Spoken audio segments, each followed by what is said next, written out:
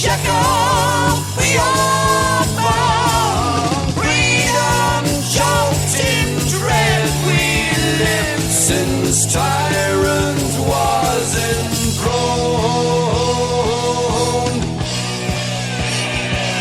My legion's faithful unto death, I'll summon to my court. And as you perish, each of you shall scream as you are sought. Captor of humanity, conqueror of all, hideous destructor, every man shall.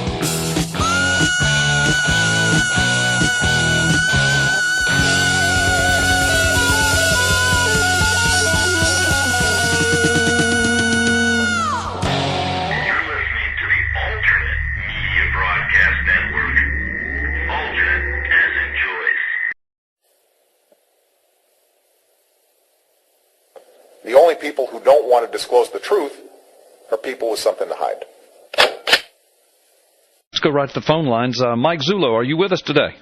Carl, how are you today? I'm doing great, Mike. It's so good to have you. It's been a long time since we've had you on the show, but I know that you've been up to your eyeballs in alligators over the last several months, and you've been traveling the country as you have been immersed in this now what's turned into a pretty in-depth criminal investigation. But it's good to have you back. Listen, there's a lot of things I'd like to cover in this first segment, so let me begin by let me ask you, just give a general overview for our audience about where you are, what's going on, what it is that you're doing. And I'm saying that because there are people that are still, just now tuning into all of this stuff. I mean, all over the internet. We've got people coming to the P.P. Simmons News and Ministry Network all the time that are coming across our stuff on this, and they're saying, well, I didn't know this. What's going on? And we're having to catch them up. So just kind of give a general overview as though we have a lot of listeners that need to know, and plus this will inform folks that have been keeping up with it all along. Well, to make it brief, we are continuing a over now 28-month investigation conducted by the Maricopa County Sheriff's Office under the direction of Sheriff Joseph Arpaio, looking into allegations that the birth certificate of President Barack Obama that was released by the White House back in 2011 is in fact fraudulent. Subsequently, we did provide 2 press conferences pointing to the evidence that we believe the document is fabricated, and that leads to a lot of other questions. Right. However, the investigation continued past those press conferences. Right. And continues right up until the time we're talking now. As an outgrowth, during an investigation, and you know this from your law enforcement background, you get other information. And other information surfaced as a result of this birth certificate investigation. Right. That has now prompted Sheriff Arpaio to open up a second investigation. And this is a criminal investigation into other matters that I am not at privilege to discuss openly yet, but I can tell you that when the Sheriff's Office is finished, that they will be compelling, they will be mind-blowing, and they will be disconcerting. Yeah, I know. The little bit that I know of it is absolutely astounding. Earth-shattering is what I said. Universe-shattering is a word that you've used, and then the word you just used.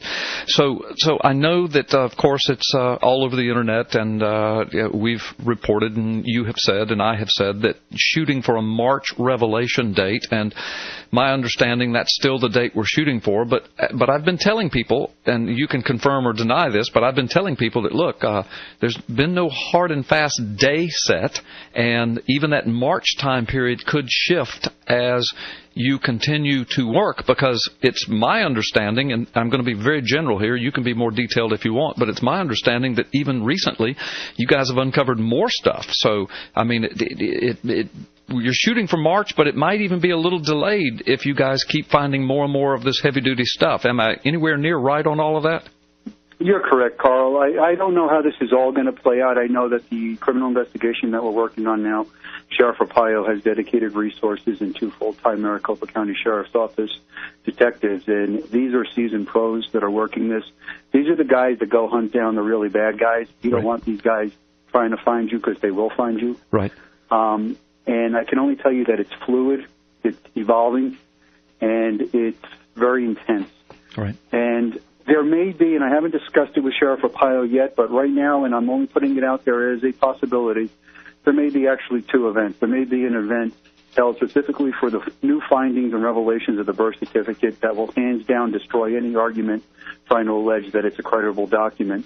And there may be a different, press conference, if you will, relating to this criminal investigation. Right. Even though they are simultaneously running, the Sheriff's Office resources that have been dedicated now are to the criminal investigation on matters I can't disclose to you. Right.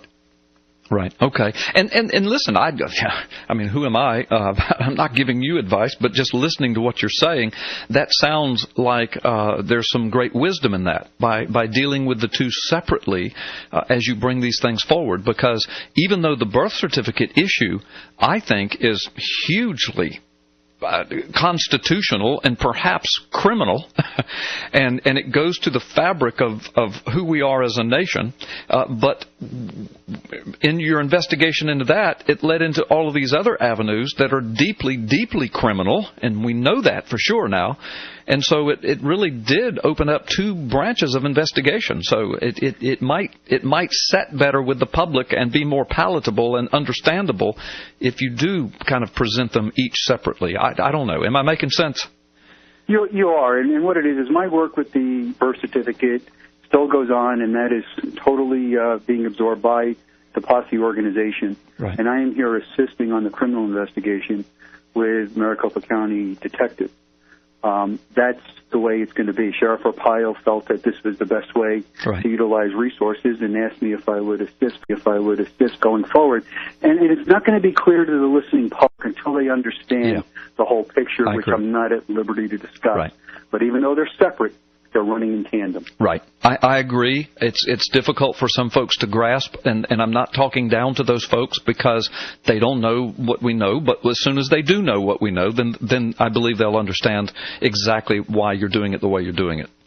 So would you then agree that when you get to the birth certificate issue, that case, that's really a done deal? I mean, I'm going to use this word. I've used it many times, but all of the people out there who have been marginalized and the pejorative has been tagged upon them as birthers. But what you're saying is those birthers, we're not talking about the people where Obama is born, because you have not done that. But we're talking about people who've said there's something wrong with this birth certificate. It's just not right. And you're saying to those people, you guys were 100% right all along. You have been vindicated. Is that correct? As this is unfolding, and the birth certificate matter will be concluded the day the sheriff decides to make the announcement. This is still ongoing, but I could tell you that if I was a betting man, I would bet the farm that this outcome, when it's going to be revealed, is going to be, hands down, that thing was fraudulently created for the intent and purpose to defraud. Right. And that's the key. That's why I say that it is hugely important, even though the Obama operatives and the Obama bots and the leftist media have tried to marginalize that. They've tagged the pejorative on it. They've called everybody like me and others who have just raised their eyebrows when this thing was put up on the White House website and said, that doesn't look right, that doesn't smell right. Immediately we were tagged as birthers and wingnuts and tinfoil hat-wearing conspiracy theorists. But what you're saying is, and what I've been telling people is, wait till it comes out, because you were right. Something was bad wrong with it. And that, for the purpose of defrauding the American people, I mean, that in and of itself is earth-shattering to me, Mike. I don't know that that's ever been done in the history of the United States before. Well, it hasn't, Carl, and if you combine that aspect with the investigation that is ongoing on the criminal side of this, right, it will be universe-shattering. I know. I know. When let me hush. I'm just about said too much. Well, listen, we've got about 3 minutes before break, and we can even talk about this on the other side if we run out of time, but let's go ahead and broach this topic. So I know the Obama bots are going crazy. They want desperately to know what you know. They want to know what I know. They want to know the evidence that you have. And, of course, you're not going to reveal that, and I'm not going to reveal that.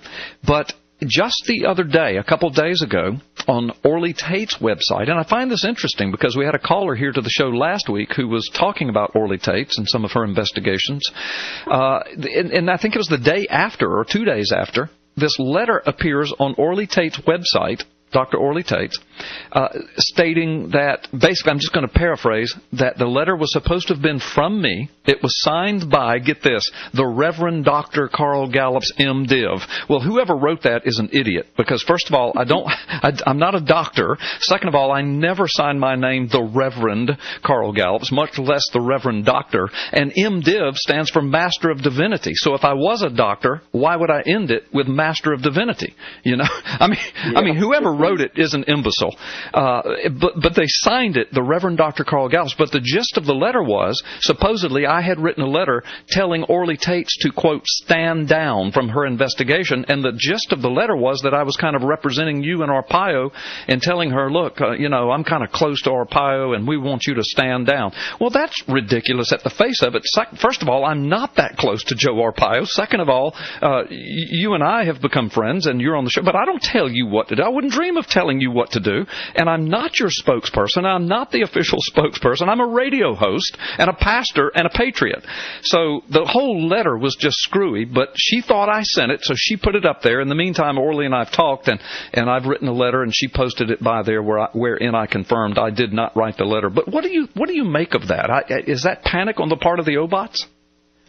I don't know if it's panic. I don't know if it's just them trying to cause infighting between, quote, birthers, which is one of their goals. But the one thing that I can tell you is that conversation that was relayed in that letter never took place. Right.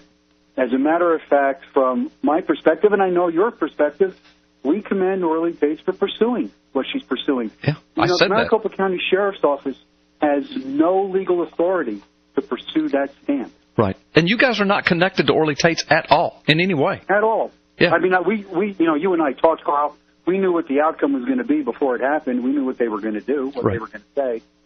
That was no shocker that, they're dancing the dance. Right. But that letter never happened. That conversation never happened. Right. And Orly Tate, her organization, obviously is no threat to our investigation. Right. And we pose no threat to her. Right. As it really runs, I have no duty to turn anything over to Orly. I have no duty to turn anything over to anyone else, right, except to Sheriff Joseph Arpaio when the time is right. Exactly. And then he'll turn it over to the world when the time is right. Absolutely. Yeah. Well, I thought it was all very interesting and really quite bizarre, actually. But, on my last show, and I don't know if you heard it or not, I know you don't sit around listening to my shows all the time, but somebody called about Orly, and I commended her as well. I said, we appreciate what she's doing on her end, but right now I'm more focused on what Sheriff Arpaio is doing just because of my connection to you and because you've been on the program so much, and I happen to know what's going on. So, I don't have anything bad to say about Orly Tate's. That's her business is her business, and I commend her for what she's doing. But I didn't write the letter, would never do it, even if I felt that way, which I don't. I would not have written that letter and put it on her website. So, no, absolutely not. Anyway, well, listen, there's so much more. I want to talk to you about the Fuddy investigation. I understand you've got some IDs on some of the Obots. I'm going to get you to tell us what you can there. And then we're going to talk about this funding. How in the world can the Sheriff's Office be funding this criminal investigation? Isn't that kind of illegal? I mean, you're taking donations for the birth certificate investigation. What's going on with that? So I want to hit all of that when we come back. Is that okay with you, Mike? Yes, sir. Okay, good deal. We're going to take a quick time out. Aren't you glad you're listening to Freedom Friday? Carl Gallups. We'll be right back.